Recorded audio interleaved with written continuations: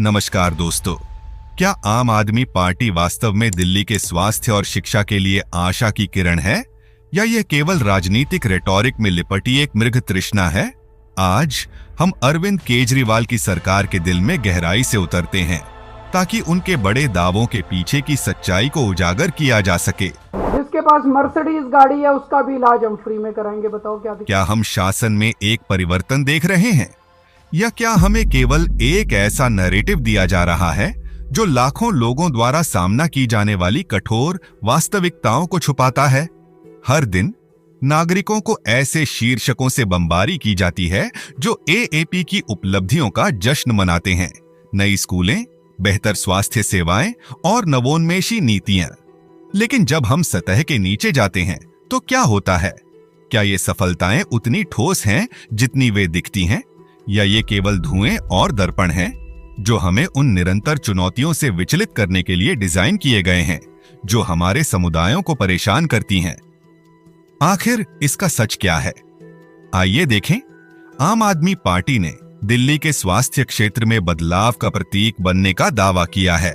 अरविंद केजरीवाल की अगुवाई में पार्टी ने ऐसे बड़े वादे किए हैं जो मतदाताओं को आकर्षित करते हैं। सभी के लिए सुलभ और किफायती स्वास्थ्य सेवाएं। लेकिन क्या इनमें से कितना सच है और कितना केवल राजनीतिक दिखावा?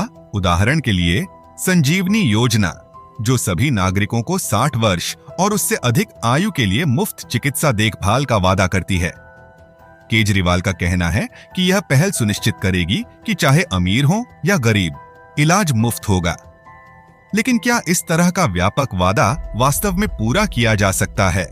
आलोचकों का कहना है कि बिना ठोस कार्यान्वयन ढांचे के यह केवल एक और ऊंची बात हो सकती है जो विफल होने के लिए अभिशप्त है।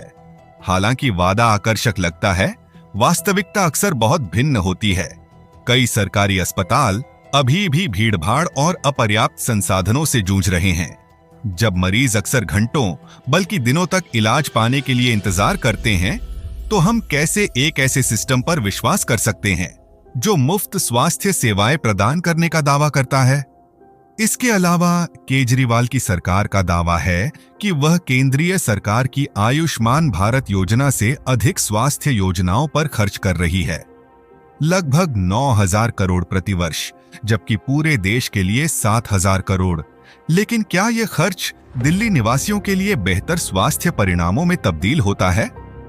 खर्च और वास्तविक रोगी देखभाल के बीच का अंतर प्रभावशीलता और दक्षता पर गंभीर प्रश्न उठाता है। आम आदमी पार्टी की सरकार ने अपने मोहल्ला क्लिनिकों में प्रबंधन की शिकायतें भी सुनी हैं। रिपोर्टों में स्टाफ की कमी और अपर्याप्त सुविधाओं का उल्लेख किया गया है, जिससे कई लोग यह सोचने लगे हैं कि क्या ये क्लिनिक वास्तव में राजनीतिक लाभ के लिए केवल दिखावे हैं। यदि ये क्लिनिक दिल्ली की स्वास्थ्य सेवा प्रणाली की रीढ़ बनना चाहिए थे, तो वे अक्सर आवश्यक सेवाओं में कमी क्यों पाते हैं? हालांकि एएपी ने अपने स्वास्थ्य पहलों के बारे में महत्वाकांक्षी दावे किए हैं, लेकिन जमीन पर वास्तविकता कुछ अलग ही कहानी कहती है। मोहल्ला क्लिनिक, जिन्हें एएपी की स्वास्थ्य क्रांति का झंडाबरदार माना गया था, अब गंभीर संचालन चुनौतियों का सामना कर रहे हैं। रिपोर्टें बताती हैं कि कई क्लिनिक स्टाफिंग कमी और बार बार बंद होने जैसी समस्याओं से ग्रस्त हैं, जिससे निवासियों को आवश्यक चिकित्सा सेवाओं से वंचित रहना पड़ता है। जब प्राथमिक स्वास्थ्य सुविधाएं प्रभावी ढंग से कार्य नहीं कर रही हों, तो सरकार कैसे सफलता का दावा कर सकती है? दिल्ली के लाडो सराय में एक मोहल्ला क्लिनिक लगभग 1 महीने से बंद पड़ा है क्योंकि वहां स्टाफ नहीं है।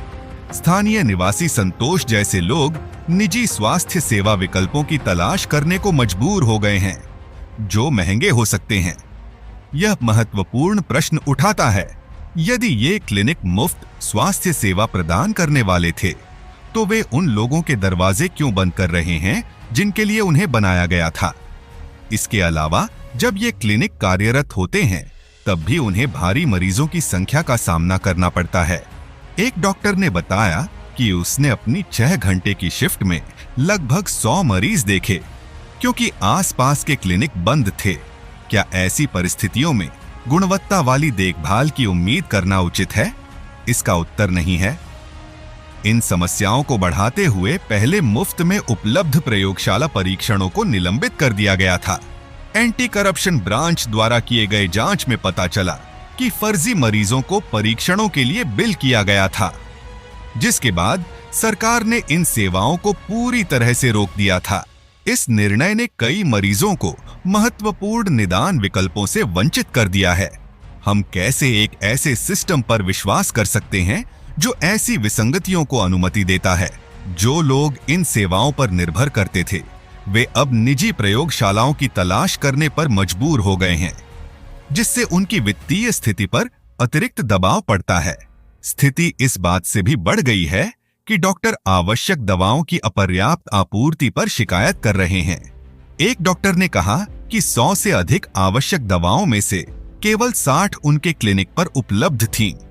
यह सरकार की प्राथमिक चिकित्सा आवश्यकताओं को पूरा करने की प्रतिबद्धता के बारे में क्या कहता है? एक प्रमुख वादा था 500 नए स्कूल बनाने का, हालांकि वास्तव में केवल कुछ ही स्कूल बनाए गए हैं। हालिया रिपोर्टें बताती हैं कि जबकि अधिकारी नए कक्षाओं का निर्माण होने का दावा करते हैं, वे अक्सर वास्तविक संख्या पर सवाल उठाने से बचते हैं। ये वादे कहां गए? क्या हमें बढ़ाए गए आंकड़ों द्वारा धोखा दिया जा रहा है? जब हम शैक्षणिक प्रदर्शन पर ध्यान देते हैं तो तस्वीर और भी धुंधली हो जाती है। दिल्ली के सरकारी स्कूलों में कक्षा 10 छात्रों का पास प्रतिशत 2022 में 81.23% गिर गया, जो राष्ट्रीय औसत 94.4% से काफी कम था। कैसे हम एक शिक्षा मॉडल का जश्न मना सकते हैं जब हमारे छात्र मूल शैक्षणिक मानकों तक पहुंचने में संघर्ष कर रहे हों? सीखने वाले परिणाम एक अधिक गंभीर कहानी बताते हैं। राष्ट्रीय उपलब्धि सर्वेक्षण अनुसार दिल्ली सरकारी स्कूलों में छात्रों ने गणित और भाषा जैसे प्रमुख विषयों में राष्ट्रीय औसत से कम प्रदर्शन किया। यदि हमारा लक्ष्य छात्रों को प्रतिस्पर्धात्मक भविष्य तैयार करना हो, तो हम इन चिंताजनक आंकड़ों को नजरअंदाज कैसे कर सकते हैं? क्या हम अपने बच्चों को असफलता की ओर धकेल रहे हैं? यह वास्तविकता केवल संख्याओं तक सीमित नहीं होती, यह इन स्कूलों में प्रणालीगत मुद्दों को दर्शाती है। रिपोर्टें बताती हैं कि कई कक्षाएं ओवरक्राउडेड होती जा रही हैं। कुछ कक्षाओं में 190 छात्रों तक होते हैं, जो प्राथमिक कक्षाओं हेतु अधिकतम 30 छात्रों की सिफारिश करने वाले शिक्षा अधिकार मानदंड से बहुत अधिक होता है।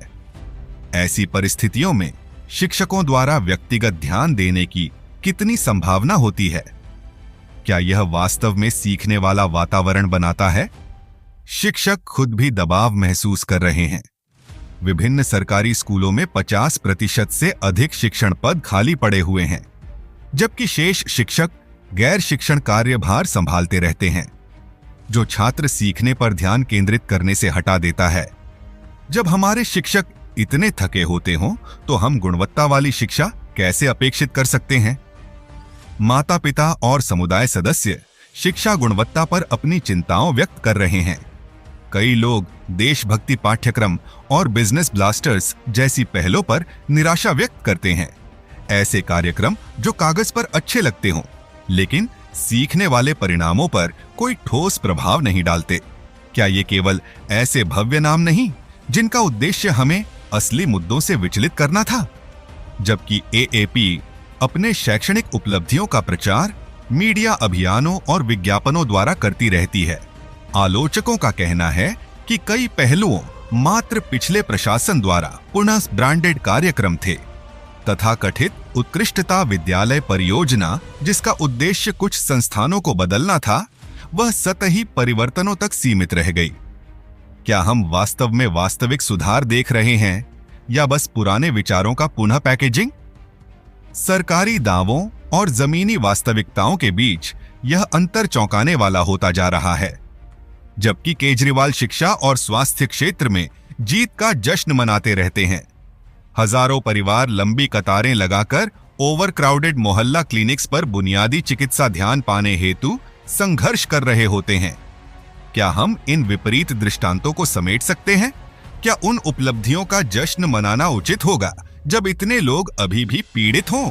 क्या शाह का करिश्मा और भाजपा की संगठनात्मक ताकत उन मतदाताओं को प्रभावित कर सकती है जो आपके शासन से निराश हो सकते हैं।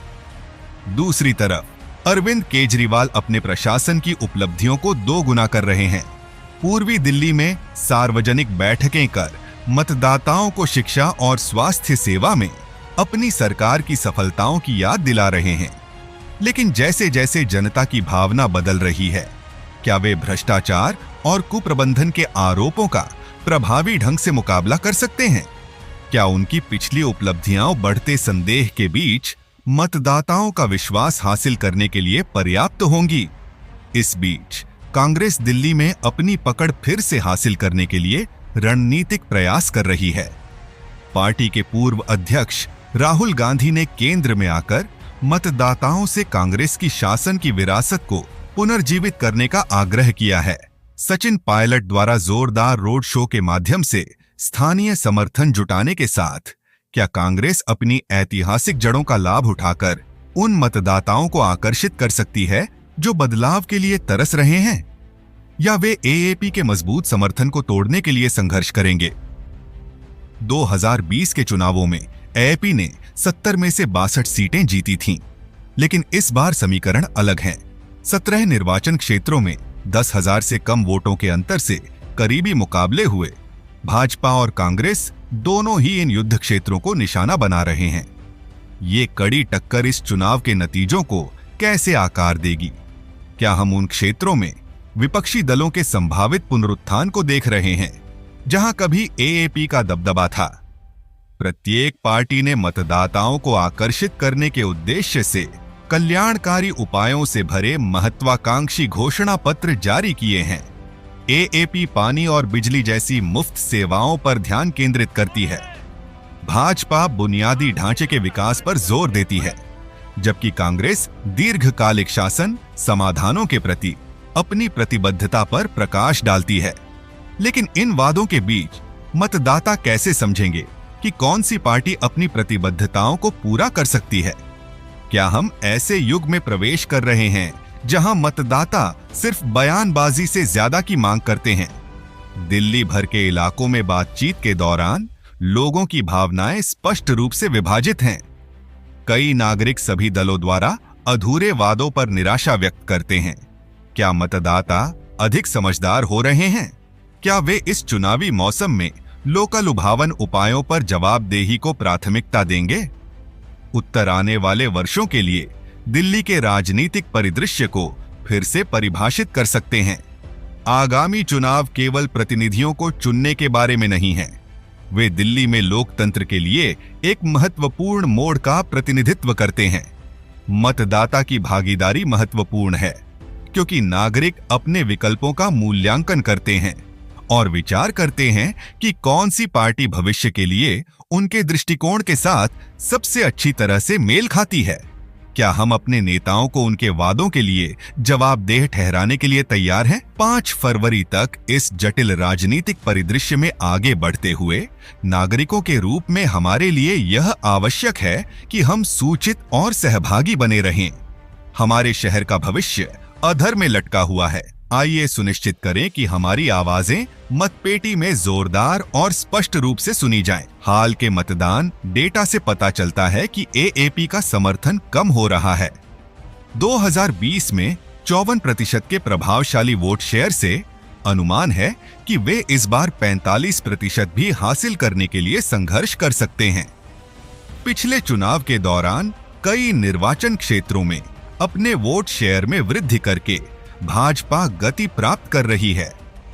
क्या यह वह चुनाव होगा जहां सत्ता विरोधी भावना अंततः हावी हो जाएगी? इस जटिल राजनीतिक परिदृश्य में आम नागरिकों की आवाजें महत्वपूर्ण हैं। बहुत से लोग स्वास्थ्य सेवा और शिक्षा में अधूरे वादों पर निराशा व्यक्त कर रहे हैं। वे महत्वपूर्ण प्रश्न पूछ रहे हैं, क्या हम राजनीतिक आख्यानों से गुमराह हो रहे हैं? हम कैसे सुनिश्चित कर सकते हैं कि हमारे नेता अपने कार्यों के लिए जवाबदेह हों? अब पहले से कहीं ज्यादा हमारे लिए लोकतांत्रिक प्रक्रिया में सक्रिय रूप से शामिल होना जरूरी है।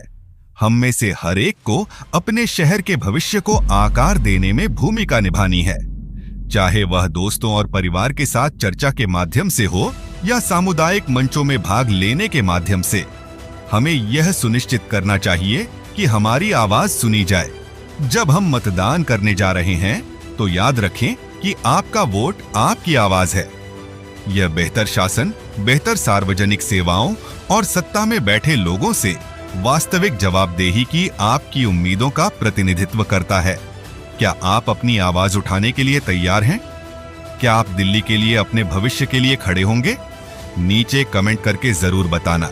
लेकिन जो इनके पेड यूट्यूब और मीडिया वाले हैं, वो इनसे कभी क्रॉस क्वेश्चनिंग करते नहीं हैं। इसीलिए इस सच को सारे लोगों के साथ शेयर करना अब आपकी जिम्मेदारी